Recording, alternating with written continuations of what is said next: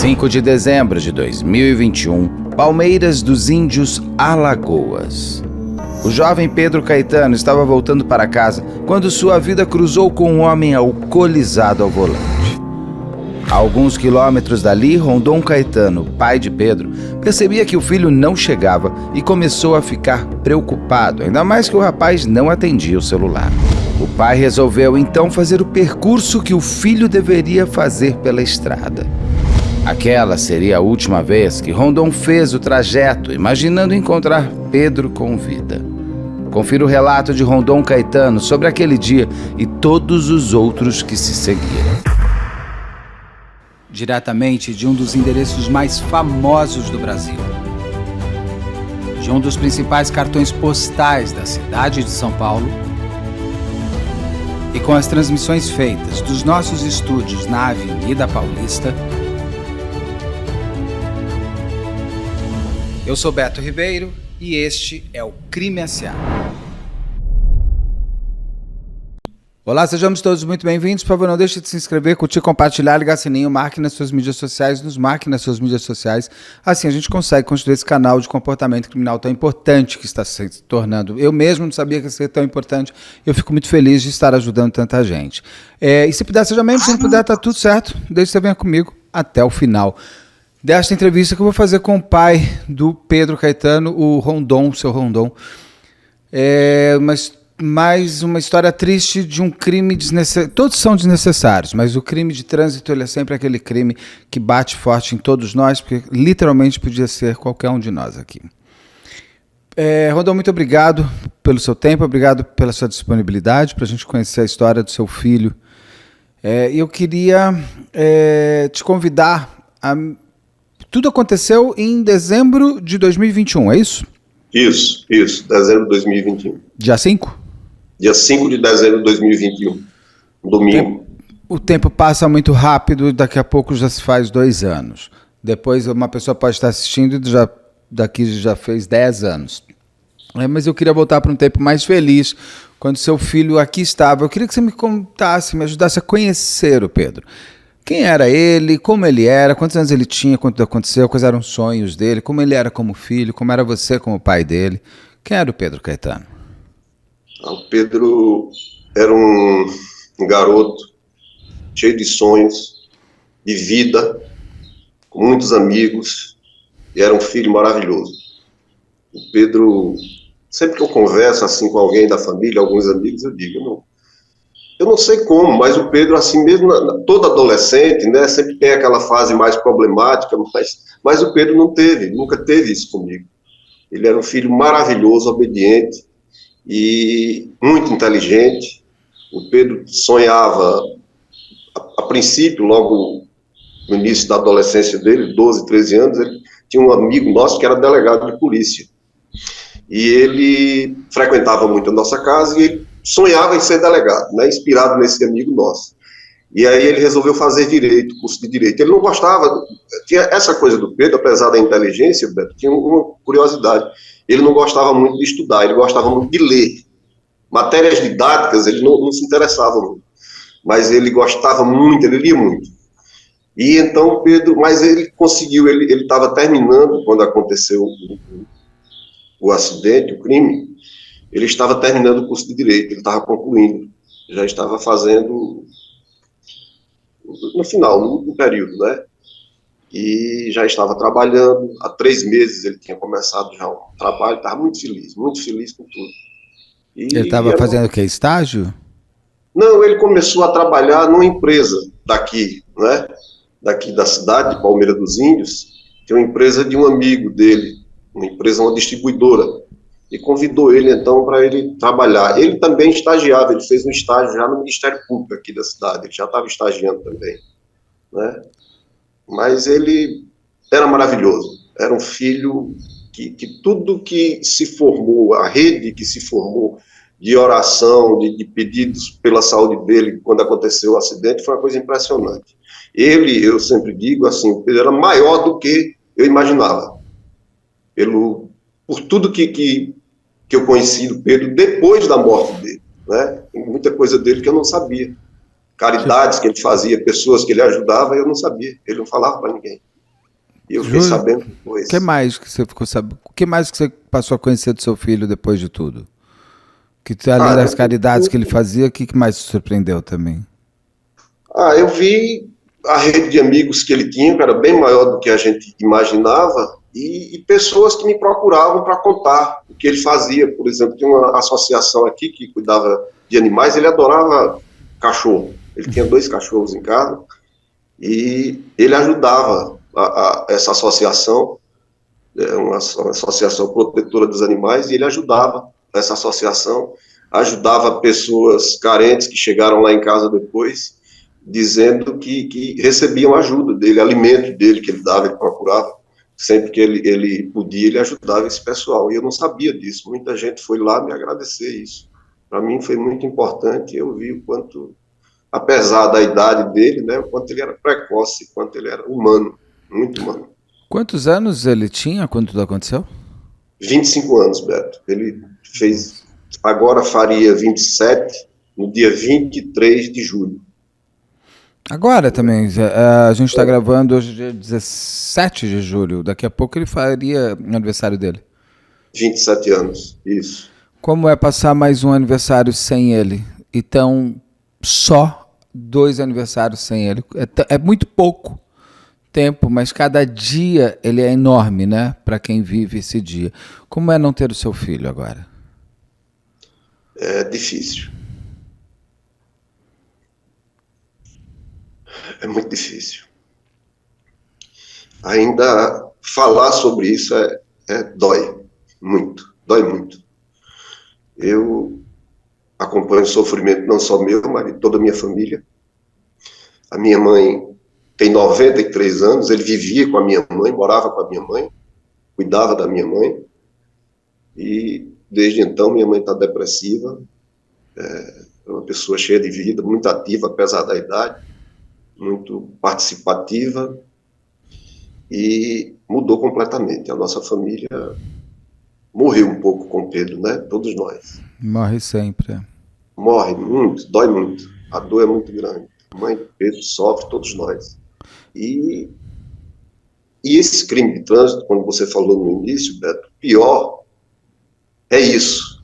Na maioria dos casos, permanece a impunidade, prevalece a impunidade, e nós, sim, os pais, nós ficamos presos. Enquanto os criminosos ficam soltos, nós ficamos presos à dor, à saudade, à ausência, a tudo isso que causa tanta dor em tantas famílias brasileiras, né? Sim.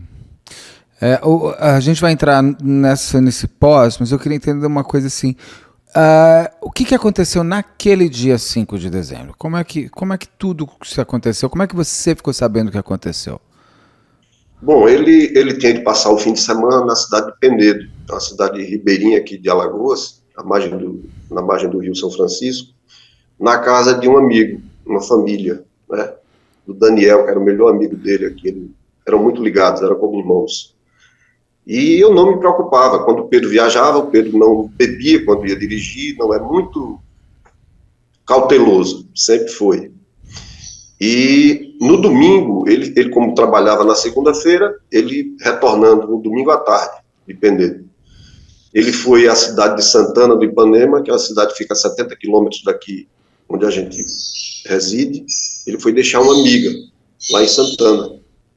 E na volta de Santana foi onde aconteceu. Eu fiquei sabendo porque no domingo à noite, a minha filha ligou para mim por volta de 20h30, 21h, se dizendo preocupada, porque o Pedro tinha saído de Santana por volta de 18h30 e ainda não havia chegado em casa. Ele, inclusive, tinha mandado um áudio para a mãe dele pelo WhatsApp, avisando que estava saindo lá de Santana. E uma distância de 70 quilômetros, uma estrada boa, ele estava demorando muito. Mas ele tinha tido problema com o carro dele há uns 15 dias antes. E eu imaginei, claro, que fosse algum problema que tinha tido com o carro. Eu falei, olha, eu vou aguardar mais um pouco e qualquer coisa eu me dirijo a Santana para ver. Ele deve estar com o carro quebrado aí na estrada, alguma coisa, né? Mas Esperei esse tempo, mais meia hora, mais ou menos, e não conseguia falar com ele, e resolvi, então, pegar a estrada e ir. E nisso, Beto, tem duas coisas interessantes.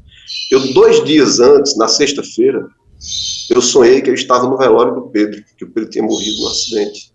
Na sexta-feira eu tive esse sonho. Comentei com minha esposa quando acordei, sei que tinha tido um sonho horrível e tal, e na hora que eu resolvi seguir para pegar a estrada para ver lá, para procurar o Pedro, eu abri um grupo de WhatsApp, um desses grupos de notícias aqui da região, e alguém postou lá, acidente agora em Dois Riachos, que era uma cidade que fica nessa trajetória.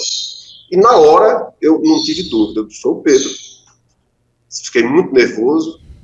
A minha esposa, não, tira isso da cabeça, não tem nada a ver com ele. Não, foi o Pedro, tenho certeza que foi o Pedro. Eu já saí, eu senti na hora, não sei porquê, mas eu sentia. Então eu segui, peguei a estrada e passei, inclusive, pelo local do acidente, mas o carro já tinha sido removido, já tinha sido retirado, e graças a Deus eu não presenciei essa cena, né? Já chegando em outra cidade próxima, então, a minha sobrinha, Lalinha, foi comigo, me viu que eu estava muito nervoso e resolveu me acompanhar, e então ela ficou tendo contato com o pessoal, com a família. E quando eu cheguei na cidade de Dois Riachos, então, foi confirmada, a Isabela, minha filha, ligou para minha sobrinha e falou, olha, volta que o acidente foi com o Pedro. E ele veio para Arapiraca. E nesses casos, assim, quando o paciente é levado para Arapiraca, que é uma cidade próxima daqui, que é um centro maior, onde tem unidade de emergência, a gente já vê a gravidade do caso. Como ele foi levado para Arapiraca, eu imaginei, então, a gravidade do caso, que não tinha como ser atendido em Palmeira, que era uma cidade bem mais próxima, e ele tinha sido conduzido para Arapiraca. Então eu vi que aí realmente o acidente tinha sido grave. E aí você vai até Arapiraca? Sim, eu fui até Arapiraca, já durante a madrugada, peguei a mãe do Pedro e fomos a Arapiraca, e ficamos a noite inteira sem notícias dele, porque quando chegamos à unidade de emergência, fomos informados que ele estava fazendo cirurgia. Aí você confirma que é o Pedro mesmo? Sim, sim. Você chega ali no hospital, confirma que é o Pedro, e você sabe o que aconteceu? Te contam? Não, tem polícia? Como é que você fica sabendo? Não, porque como foi no domingo, assim, de madrugada, minha filha só viu que tinha sido Pedro por uma foto de um site, do carro dele. Aí confirmou pelo carro, ela viu a foto do carro dele, então confirmou que era ele. Mas nós não chegamos a ver nada. Eu cheguei lá no hospital com poucas informações, apenas me informaram que ele estava na sala de cirurgia, que ele tinha tido uma fratura exposta, e ele assim permaneceu até por volta de 4h30 da manhã. Às 4h30 da manhã, então veio um assistente social, se dirigiu a mim, a mãe do Pedro, e falou que o Pedro estava bem. Disse, olha, está tudo bem, ele vai ser conduzido para um apartamento, você fica alguém aqui para acompanhá-lo, e à tarde vem outra pessoa. Eu aliviei, peguei o carro, falei, ó, então eu vou voltar para Palmeira dos Índios e vou ver o carro do Pedro, como é que está, onde ficou e tal, ver essas coisas, providenciar tudo. Enquanto a mãe dele ficou na cidade de Arapiraca. Quando eu voltei para Palmeira, eu já colocando o carro, isso era por volta de 5h30, já amanhecendo, de manhã cedo. 5h30, 6 horas da manhã. E quando eu vou colocando o carro na garagem, a mãe do Pedro liga novamente para mim. Vem embora, que não é nada disso que disseram a gente. O estado do Pedro é muito grave e ele ainda está em cirurgia. Nossa. Aí eu volto novamente para Arapiraca. O que estavam operando, além da fratura exposta onde? Ele teve fratura exposta nos 2 membros inferiores e 1 membro superior, no braço, nas 2 pernas. E ele estava com alguma hemorragia interna, isso? Teve trauma craniano leve e uma pancada muito forte no tórax. E o carro do Pedro era um carro pequeno, um Peugeot, né? E o carro que bateu no carro dele era uma caminhonete, daquelas caminhonetes antigas, D20, era um ferro, mano. Então a pancada foi muito grande. E nesse tempo que eu voltei a Arapiraca, eu não tive coragem, não sei, mas me deu um bloqueio que eu não tinha coragem de ver o Pedro. Aí me acompanhou um amigo de Arapiraca, o Celso Pessoa. Ele foi ao hospital, que ele tinha muitos amigos lá no hospital, e resolveu então me ajudar. E o Celso, quando voltou, eu vi a perplexidade dele, a fisionomia dele, como ele estava assustado do que ele tinha visto. E aí me bloqueou mais ainda. Então a vontade de ver o Pedro era grande, mas eu tinha muito medo de vê-lo naquela situação. E o Celso, como amigo, ele falou: olha, realmente não é bom que você vai ver. Que eu me preparasse, que a situação era muito grave. E eu não tive coragem naquele momento de ver meu filho. A mãe dele ficou, como ele estava na UTI, ele só podia receber visita uma pessoa por dia e 30 minutos só na UTI. Então a mãe dele, no primeiro dia foi a mãe dele, no segundo foi a irmã, e até o quarto dia, na quarta-feira, eu sem coragem de ver. Mas um médico amigo que estava lá do plantão, o doutor Adolfo, ele falou comigo, ele me ligou dizendo que quanto era importante eu ir. Eu sei que é difícil para você, mas venha que seu filho está precisando de você, né? E eu estou no plantão, eu te dou um apoio. Então eu fui, e graças a Deus eu já vi o Pedro melhor, a fisionomia dele estava bem melhor. Já estava desinchado, que a pancada ele ficou muito inchado, né? Depois o médico me falou, é o que eles chamam de síndrome de Guaxinim, né? Ninguém via nem os olhos do Pedro, todo inchado, a cabeça toda inchada, toda roxo, muito machucado, muitos hematomas. E nesse dia eu vi que o Pedro estava melhor, eu fiquei muito esperançoso. E ele estava conversando, o Pedro estava consciente? Não, Beto, ele entubado, ele estava entubado, estava em um estado muito, muito crítico, muito grave. E eu, por ser radialista, eu tinha uma corrente de amigos assim na imprensa aqui em Alagoas, grande, e o pessoal começava a ligar para mim para saber notícias do Pedro, né? Os amigos de rádio. E aí foi formando uma corrente muito grande aqui no estado. Foi uma coisa muito bonita, uma corrente de oração muito grande. Pessoas de várias religiões iam para a porta da unidade de emergência orar pelo Pedro. E isso foi muito bonito. Para mim foi muito confortante naquele momento, sabe? Eu recebia pessoas na casa da minha filha, o dia inteiro eu fiquei lá, que minha filha reside em Arapiraca, e eu fiquei na casa da minha filha. E o dia inteiro pessoas que eu não conhecia chegavam na casa da minha filha para orar pelo Pedro, para pedir pela saúde dele. E ele permaneceu assim durante 30 dias. O Pedro veio a falecer no dia 5 de janeiro de 2022. Nossa. Exatos 30 dias depois do acidente. Nesse intervalo, foi um sofrimento grande, né? Além dessas pessoas que se uniram a gente, eu recebia, inclusive, de fora do estado, muita gente envolvida nesse caso. As redes sociais, né, Beto, movimentam muito. O Pedro era um jovem, com muitos amigos, e muitos pedindo oração e fazendo correntes, e essa coisa cresceu muito nesses 30 dias. Eu, só no dia 5, quando eu recebi a notícia, eu fiquei, lógico, arrasado, né? Eu, apesar de toda a gravidade que vinha, eu tinha muita esperança, muita fé que o Pedro se recuperasse. Mas o que matou o Pedro, ele pegou pulmão SARA, né? Lá na unidade de emergência.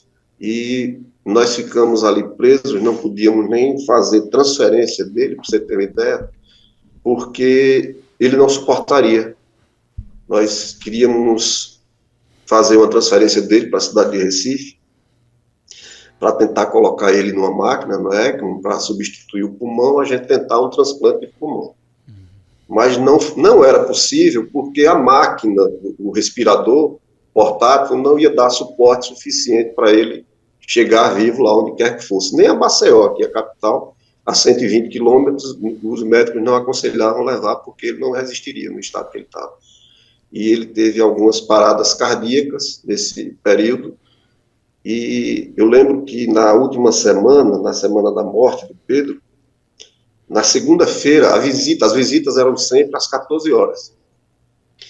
E na segunda-feira, 2 dias antes, 3 dias antes da morte do Pedro, eu recebi uma ligação do hospital para que eu fosse lá, por volta de 9 horas da manhã. A gente, claro, pensa o pior, né? Mas quando eu cheguei, para você ter uma ideia, Beto, o médico, a tristeza do médico lá que foi me receber, né? O Celso também estava lá, esse amigo meu, e ele disse: vai olhar seu filho. Eu entendi ali, eu pensei que o Pedro estava morto, mas não era. Aquela mensagem era ele me dizendo, ele quis me dizer, de certa forma, que eu fosse lá me despedir do meu filho, que ele estava morrendo. Né? Eu sabia isso, eu sentia isso. E eu fui, ele falou: olha, você tem 30 minutos com ele. E eu fiquei 20 minutos com meu filho. Porque durante todo... Desculpa. Imagina, não precisa pedir desculpa de absolutamente nada. Você quer tomar uma água? Tem uma água aí? Durante todo o período que o Pedro ficou internado, eu, desde o primeiro dia, disse à mãe dele e a irmã dele também. Falei: olha, ninguém que for ver o Pedro vai chorar. A gente tem que ser positivo com ele. A gente tem que passar Sim. bons pensamentos. E eu não chorava. Eu ia visitar o Pedro, eu orava com ele, conversava sempre com ele, dizia o quanto amava, mas ninguém chorava, ninguém chorou durante o período que o Pedro passou lá, porque eu pedia que não. E nesse dia, então, eu falei: eu não vou chorar. Eu não vou chorar. Tenho que dizer o quanto amo, né? E nem me despedir do meu filho. Eu em nenhum momento acreditava que ele ia embora. E eu não fiz isso. Eu não me despedi do Pedro. Eu beijei, abracei e fiquei dos 30 minutos que me deram para ficar com ele, eu fiquei 20. Porque aí eu não estava mais conseguindo segurar e eu não queria chorar. Eu não queria chorar na frente dele. A gente vai entrar para agora depois, mas eu queria entender o antes ali. O que aconteceu? O que vocês descobriram do acidente? Como foi a história? Olha, o acidente... O acidente ou crime? Por que não é um acidente, é um crime? É um crime porque a pessoa que bebe e vai dirigir, ele assume o risco de matar. Sem dúvida. Ele é um criminoso.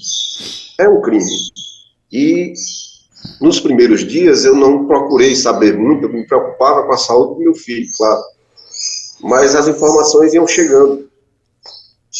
E as pessoas que estavam à minha volta, elas procuravam saber, né? Um socorrista do SAMU que fez o socorro entrou em contato comigo, me deu detalhes de algumas coisas, e outras pessoas que foram então entrando em contato comigo e me passando as informações.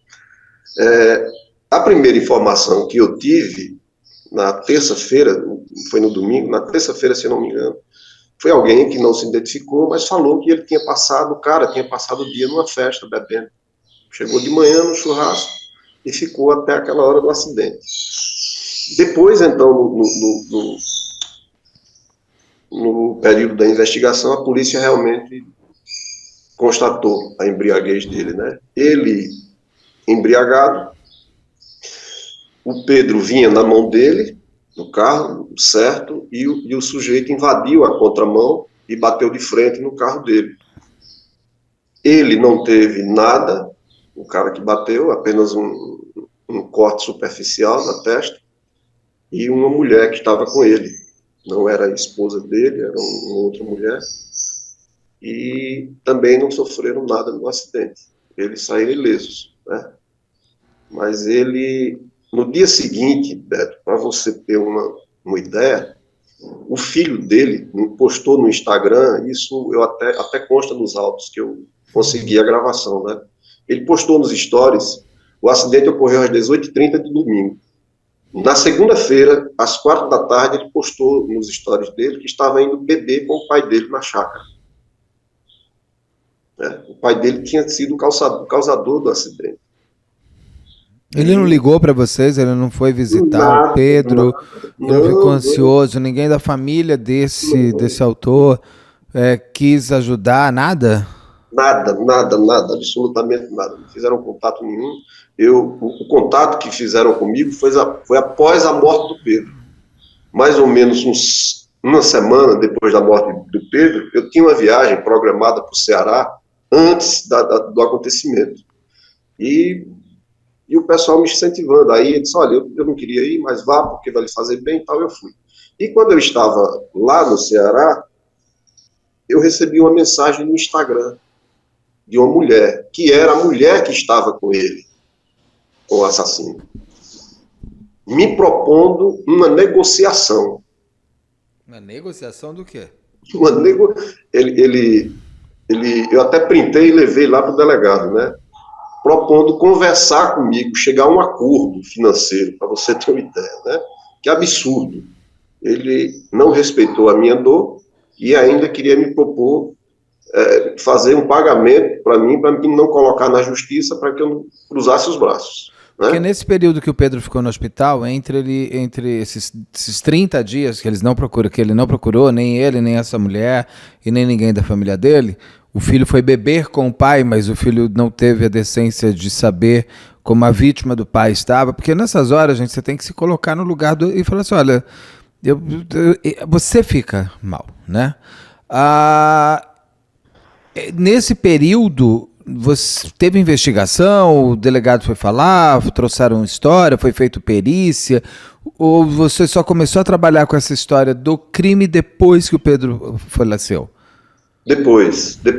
Eu fiquei o tempo todo lá em Arapiraca e prestando assistência. Mas a polícia não abriu o inquérito do acidente? Abriu, logo após o crime, eu fui à delegacia, então, convencido. Primeiro, assim, eu no meu caso, a gente sabe que os crimes de trânsito no Brasil não dá muito resultado, né? Não incrimina, não pune como deve o causador do crime.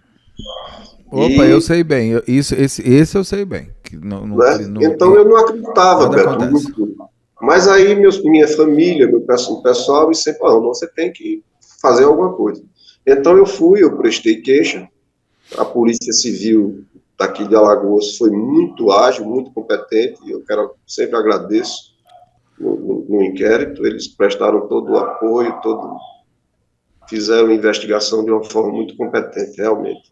E concluíram, então, a embriaguez dele, indiciaram ele por crime doloso, né?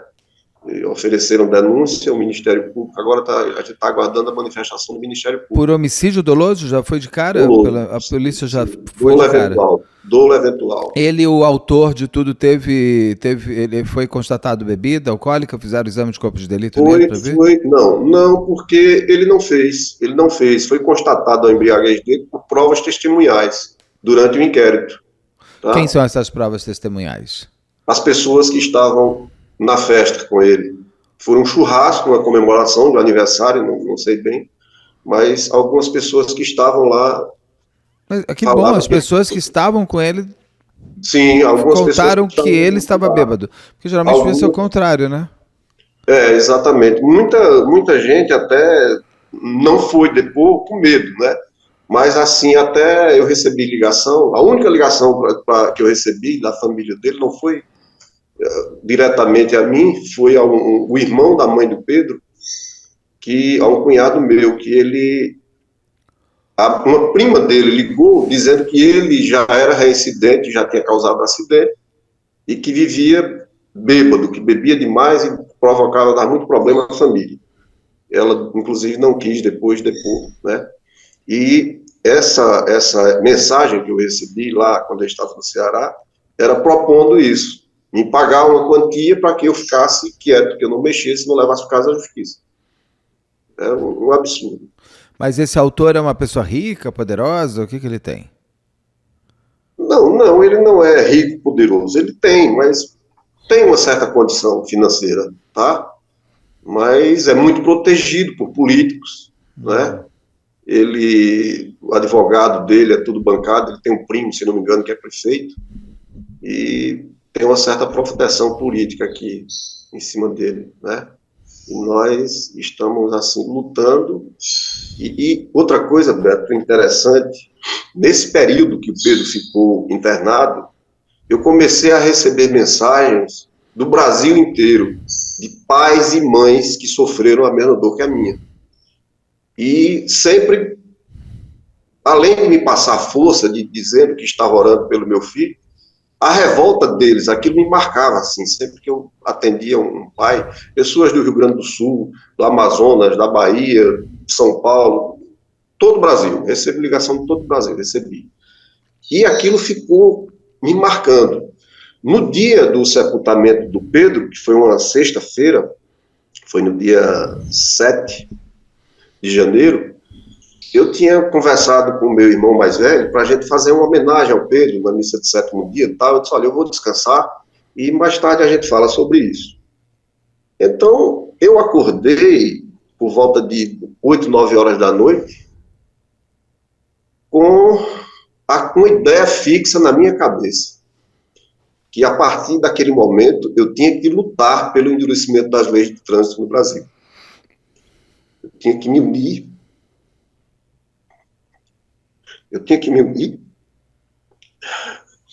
a essas famílias e procurar evitar que outras pessoas passem pelo que nós passamos, né? Então eu fiz uma postagem no Instagram nesse dia, na sexta-feira, falando dessa minha vontade de lutar pelo endurecimento das leis de trânsito. E eu não usava muito as redes sociais até então. Eu tinha poucos seguidores no Instagram, não chegava a 1.000 seguidores. E no dia seguinte eu fiz essa postagem por volta de 10h30 da noite. No dia seguinte, quando eu acordei cedo, eu olhei, a postagem tinha 12.000 curtidas. E muitos comentários. Muitos comentários a favor, me dando força para que eu continuasse nessa luta. Aí, então, uma agência de publicidade do Rio Grande do Sul entrou em contato comigo, dizendo que ia me ajudar e que ia me ajudar nessa luta, né? Então, eu comecei eu formei um grupo do WhatsApp e comecei a unir essas pessoas, a colocar todos os casos que acontecem, como aquele caso teve grande repercussão da Tamarineira, o doutor Miguel, né? Esse Também está com a gente nesse grupo. E outros casos, a Ranitla também, que você já destacou no seu canal, né, da Romênia, e a gente começou a se unir para lutar. A gente tem que mudar, né? A gente tem um Código Penal de 1940. Eu, então, na sexta-feira, depois que eu fiz essa mensagem, a primeira coisa que eu fiz na segunda-feira, como eu não tinha o conhecimento necessário para mudar o ordenamento jurídico do país, eu procurei a OAB. Eu fui à OAB, a daqui, do meu município, e o presidente da OAB, o Marquinhos Ribeiro, o doutor Marcos Ribeiro, me recebeu e se colocou, então, formou uma comissão para elaborar um projeto de lei para a gente brigar pelo endurecimento da lei, tornando o crime doloso, né? Hoje, a maioria dos casos, hoje, que a gente vê, por ser réu primário e alguma coisa, pau, e sempre vai para o culposo. Então, a briga da gente é para que o crime de trânsito por embriaguez, ele se torne doloso. Vá como dolo eventual. O que eu digo é para que essas mortes tenham função no final, que é para melhorar a sociedade como um todo e culpabilizar as pessoas de maneira mais firme para que as pessoas entendam que um carro, um caminhão, uma caminhonete, uma moto são armas de guerra, são armas de morte. Principalmente se você estiver embriagado. Esse autor, ele para ajudar o seu filho? Não. Ele pegou na hora, ia passando um amigo, ele pegou o carro do amigo e seguiu, foi embora. Ele largou o carro dele lá? Ele largou o carro lá e foi embora. Ele e a mulher, e foi embora. Ele foi conduzindo o carro, foi até a cidade próxima de Santana, ao hospital, porque ele estava com um corte superficial na cabeça. Mas ele largou meu filho lá agonizando, preso às ferragens. Depois chegou o corpo de bombeiros e fez a remoção, né? Teve que cortar lá para liberar o corpo do meu filho. Então ele vai ter que responder também por omissão de socorro? Omissão de socorro também, sim. Isso é pelo menos mais isso. E de lá para cá, como que está o caso? Como que estão as coisas? Olha, do caso dele, a gente está aguardando agora a manifestação do juiz, do Ministério Público, né? Já foi indiciado pela polícia e o crime foi tipificado como dolo eventual. A gente está aguardando agora a manifestação do juiz, é o que a gente espera que seja feita a justiça. Paralelamente, esse movimento que eu venho fazendo, ele vem crescendo, né?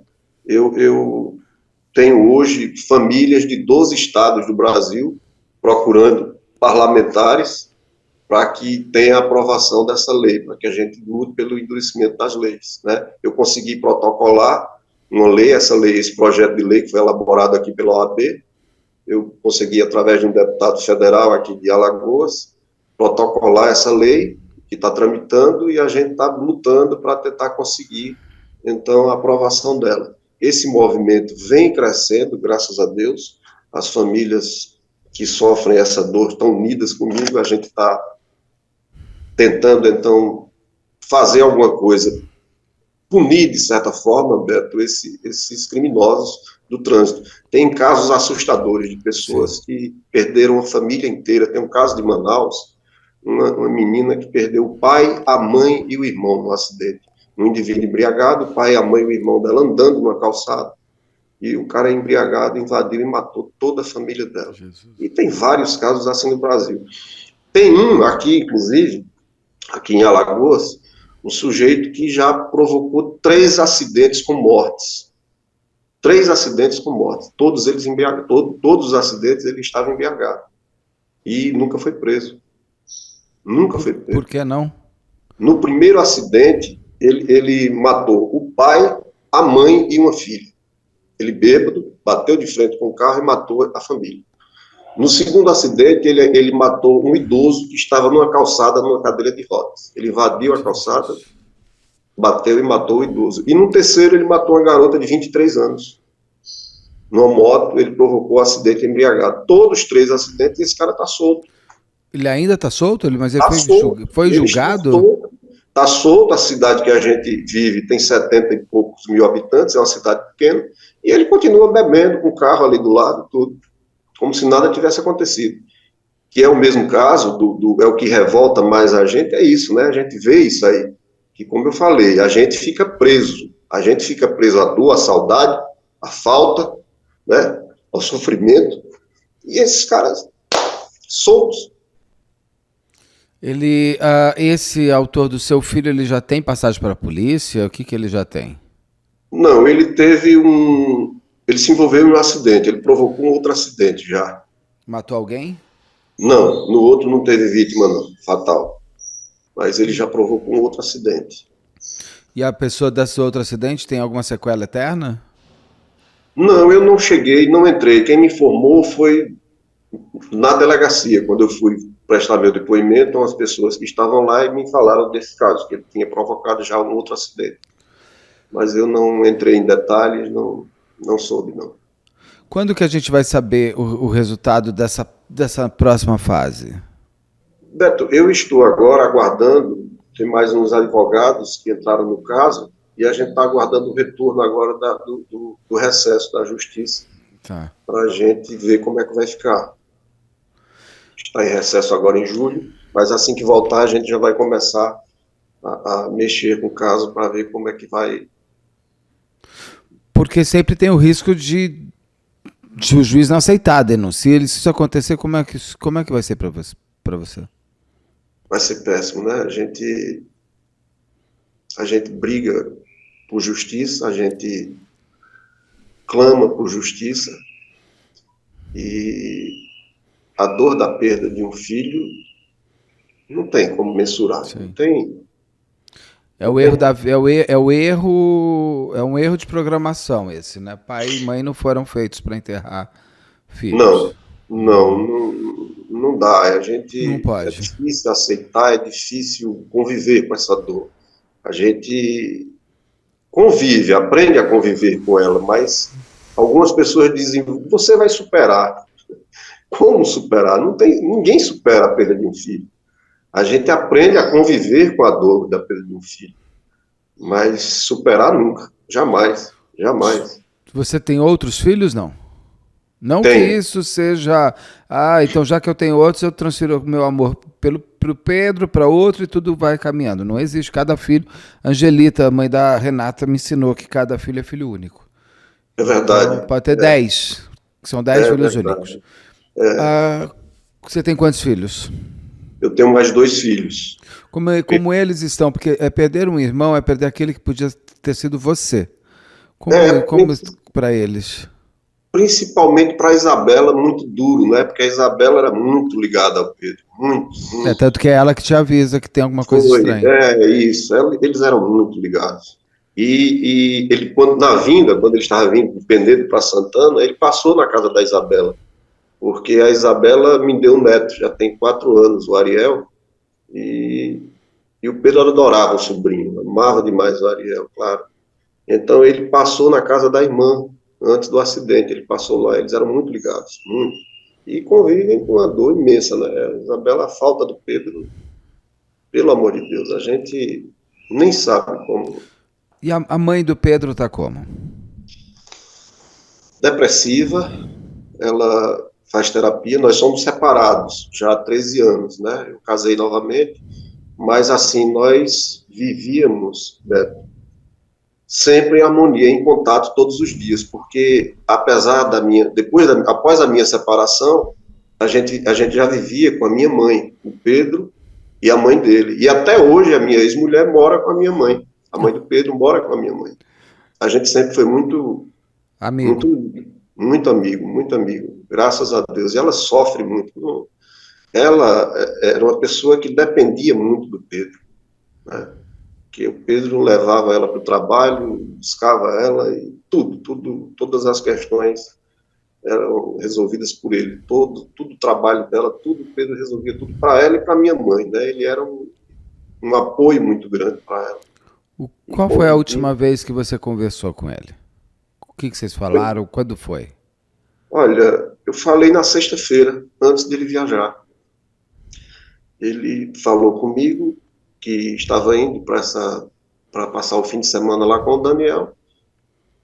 A gente faz aquelas recomendações para qualquer pai, né, para ter cuidado e tal, mas preocupação não tinha, nem me preocupava quando o Pedro saía, de forma alguma.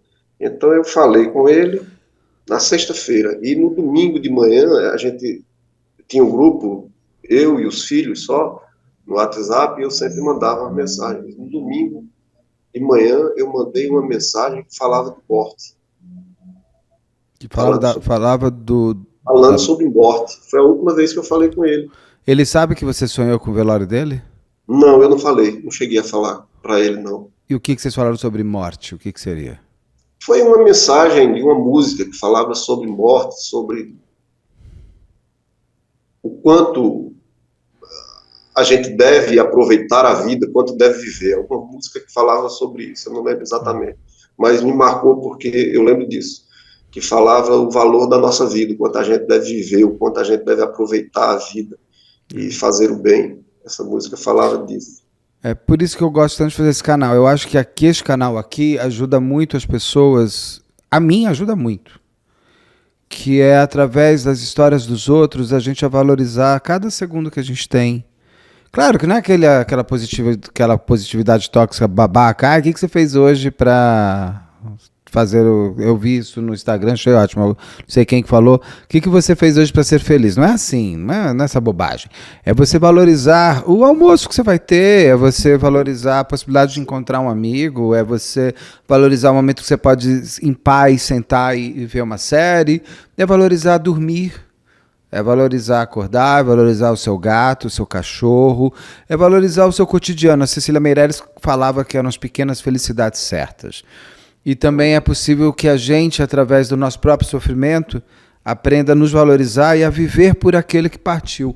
Você pensa em viver pelo Pedro também, em fazer uma viagem que ele sempre quis fazer e, de repente, você fazer por ele, para ele estar com você de alguma maneira? Como é o depois? É muito difícil, né? Muito difícil. Para mim, tem coisas que não me saem da memória após a morte do Pedro.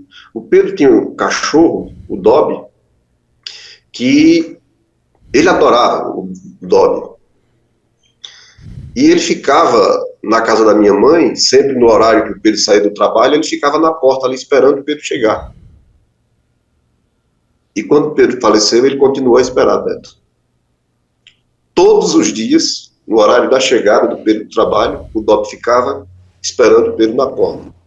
E para a gente ver aquilo, Sim. dói demais. Como Dói. está o Toby hoje? Aí ele está com a minha mãe, com a mãe do Pedro, mas a gente vê que ele ainda, ele sente, ele fica olhando para a garagem. Eles eram muito ligados, muito ligados. E ele sofreu demais o Dob com a perda do Pedro.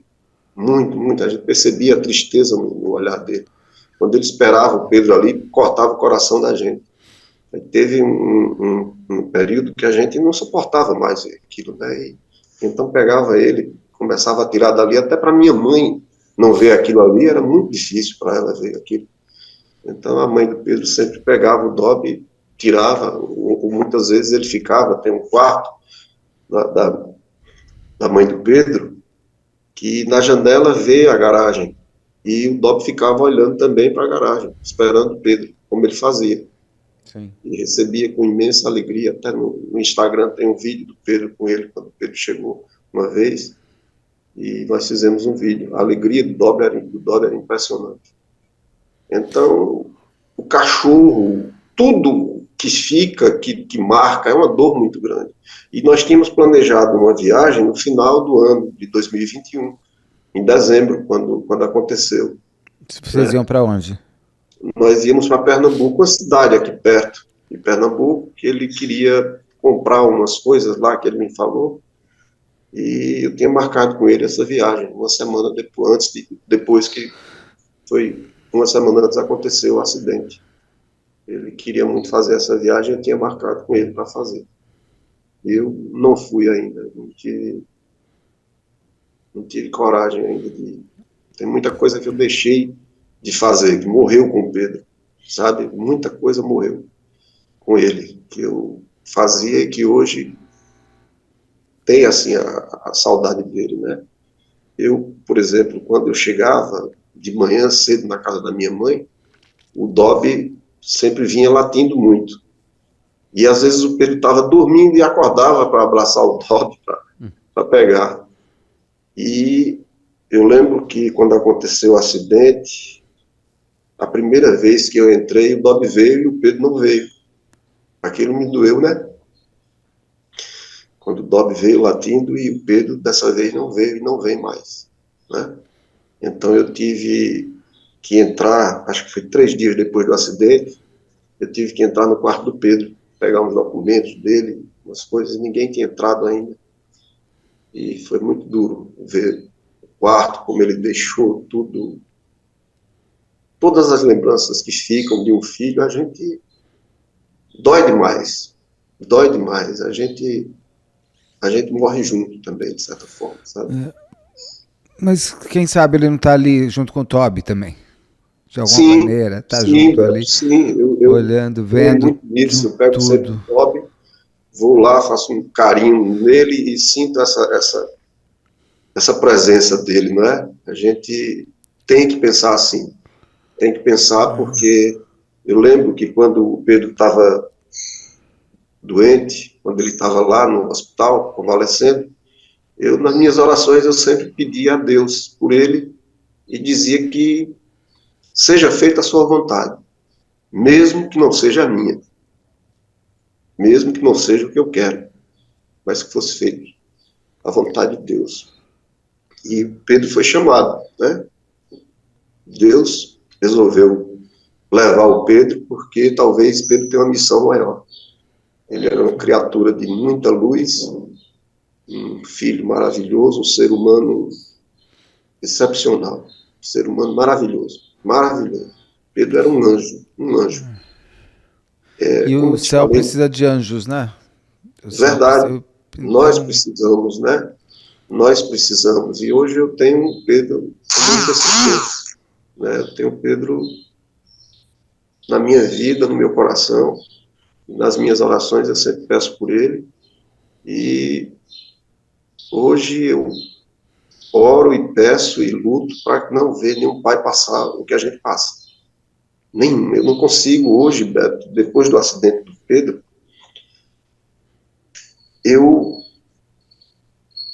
quase um mês depois do acidente, uma garota que foi atropelada aqui na cidade também, de 14 anos, foi morta por um indivíduo embriagado.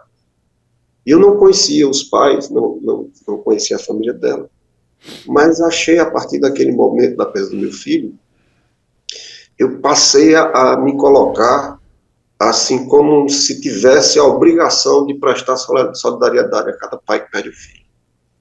E eu vou, claro que dói, eu revivo todo o sofrimento, né? Quando eu vejo um pai e uma mãe ali, sim, claro, prostrado, sofrendo a perda de um filho, mas eu faço questão de ir, eu não deixo de levar meu abraço, não deixo de levar o meu conforto para quem perde o filho. Porque Só quem perde, sabe? era isso que eu ia falar, existe esse conforto. Eu sou muito empático e muito...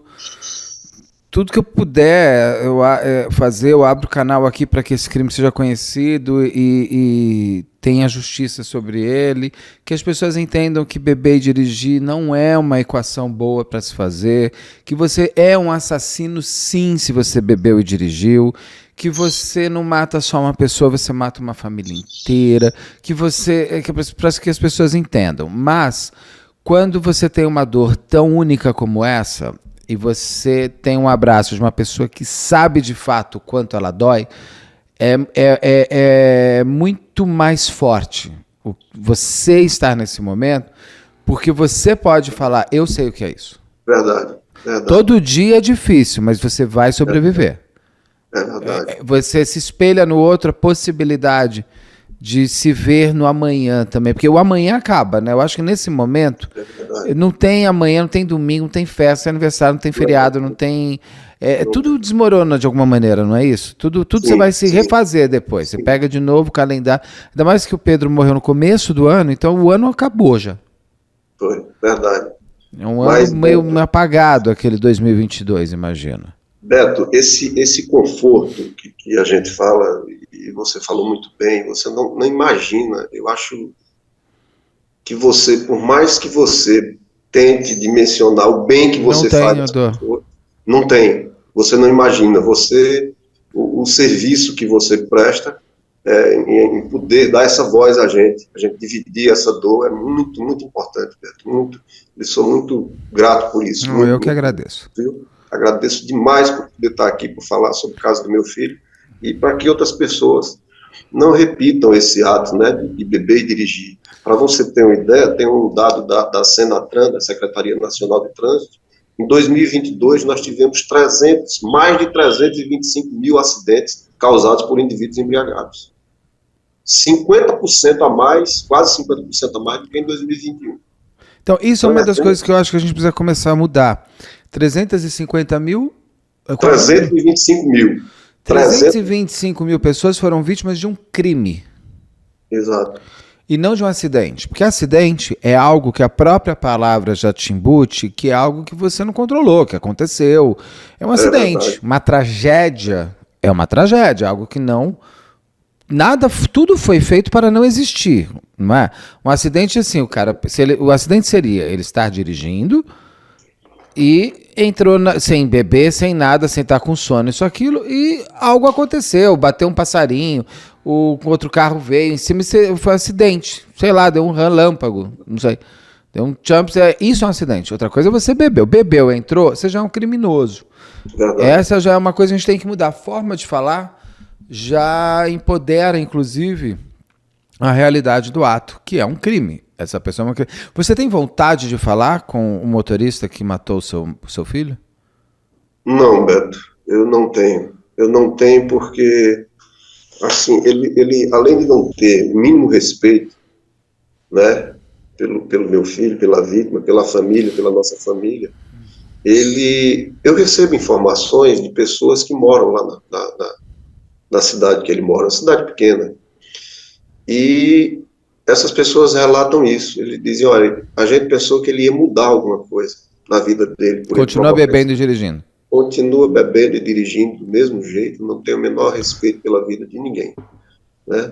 É muito triste. Eu não tenho vontade de falar com ele. Também não tenho vontade de vingança, de nada disso que passa pela cabeça. Eu quero justiça, né? Sim.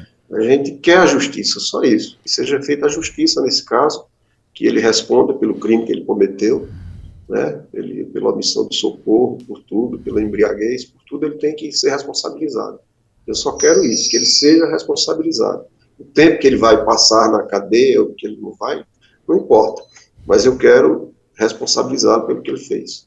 Eu acho que isso é o mínimo que uma família pode ter, é justiça. E quantas pessoas eu vejo lutando por justiça, quantas famílias em casos de crimes de trânsito que não conseguem fazer. No caso dessa menina mesmo que eu te falei, Beto, de 14 anos, ela vinha na calçada, ele invadiu a calçada, atropelou a menina, matou a menina. Logo à frente, cerca de 300 metros, ele só parou porque ele bateu em outro carro, tão embriagado que ele estava. Nossa. Ele não conseguia ficar em pé quando ele desceu do carro. Os policiais pegaram ele, colocaram na viatura. Esse cara, no dia seguinte, pagou uma fiança de 2.000 e alguma coisa, e foi liberado, foi solto e está solto até hoje. Né? E eu não vejo diferença nenhuma de uma pessoa pegar uma faca e matar outro esfaqueado e esse cara que matou essa menina dessa maneira. Eu não entendo como isso não é um homicídio. Ele não foi preso em flagrante, sei lá. E responde todo o processo preso. As pessoas têm que ser penalizadas, de fato.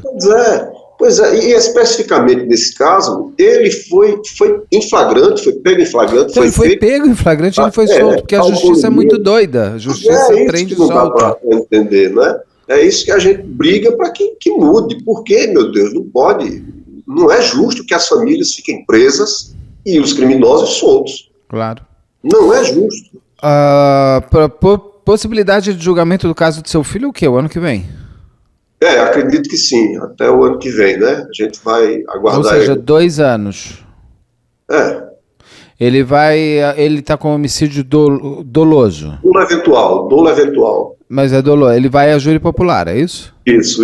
Se for acatado, ele vai a júri popular. Espero porque assim, aí pega aquelas penas mínimas que nem preso vai, né?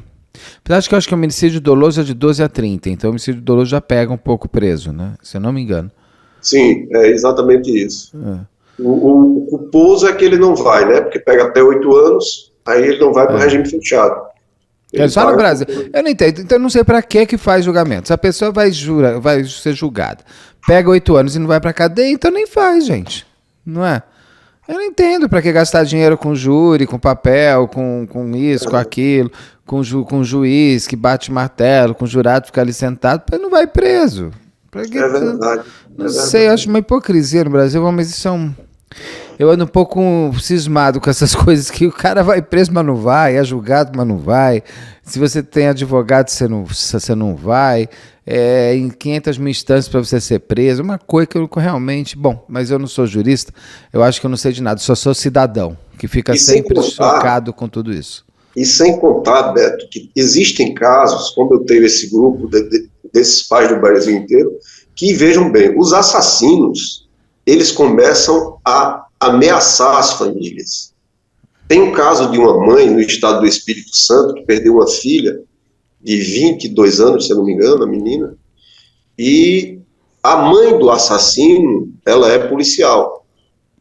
E ela me enviou um áudio que a mãe do assassino do filho dela enviou para ela, ameaçando ela. Uma policial. Uma policial. Meu filho não vai para a cadeia, você vai... Ameaçando. Tem casos aqui... É o que eu falo, onde tem pedófilo, onde tem criança, onde tem psicopata, onde tem poder. E a mamãezinha narcisista, psicopata, foi lá para a polícia para botar de instintivo para dar medo, não sei por quê, porque ela é uma policial, ela não é o mundo. E ela, como policial, aliás, nem deveria fazer isso, porque ela tem consciência real do que ela está fazendo. Consciência real do que o filho dela, E o filhinho dela só fez isso porque ela teve mamãezinha, que toda mãe narcisista tem filhinho que é lindinho. E aí ela, como mãe narcisista, cria esse monstro que vai e mata uma pessoa na rua, mas o meu filho não vai preso. Não se dá responsabilidade. Não vai preso e pode reincidir. Pode fazer outras vítimas, né? Como Claro. existem vários casos que foram feitos outras E vezes. vai reincidir, porque uma pessoa que bebe, mata e não acontece nada com ela, ela vai reincidir. Vai. Ela vai fazer de novo. E vai fazer de novo, porque assim não tem compaixão, não tem. Essas pessoas nasceram com defeito. Elas não têm a humanidade. Então elas têm que ser penalizadas, têm que ir para a cadeia. Bom, olha, a gente vai acompanhar o caso do seu filho. Espero que saia rápido esse julgamento. Que você tenha. O que você falaria? O que você vai falar para o seu filho quando você encontrar com ele? Olha, Beto,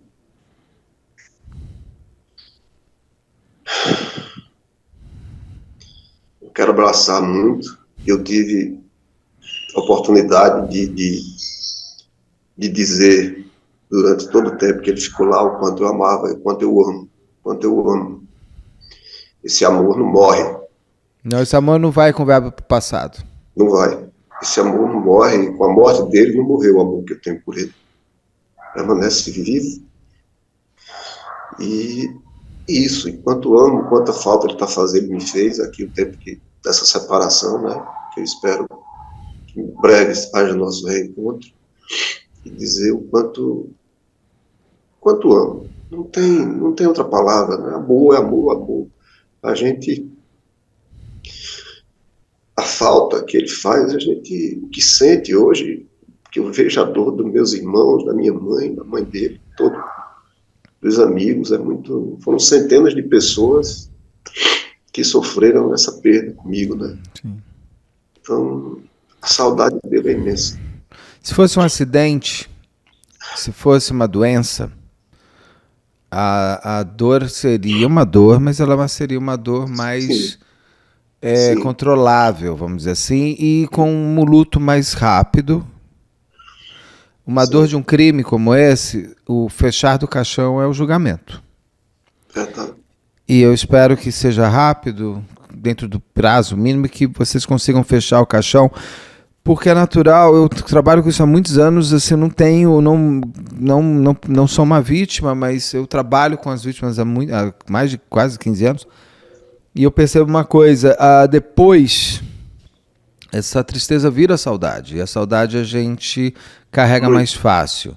E você já está transformando a passagem do seu filho em algo significativo para a sociedade. Você está querendo que não existam outros rapazes perdendo a vida porque alguém bebeu. E aí ele cria uma função, o seu filho continua existindo, agora numa função maior, né? numa função no coletivo. E que depois você vai fazer muitas coisas por ele. Você vai falar, o Pedro gostava de tomar cerveja gelada, assim, eu vou tomar uma cerveja por ele. O Pedro ele era louco para conhecer Lisboa. Vou levar ele para conhecer Lisboa. Ele gostava de ficar vendo o pôr do sol. Vou ver o pôr do sol por ele. Você vai começar a fazer ele por você, e por isso vai ser natural. Viver comigo. Viver com você e viver por ele. Isso. E essa vontade de viver vai ser por ele, vai voltar a ser por você. E isso é muito bom, porque você vai ter mais força ainda, até porque você está transformando tudo que aconteceu com ele numa coisa maior.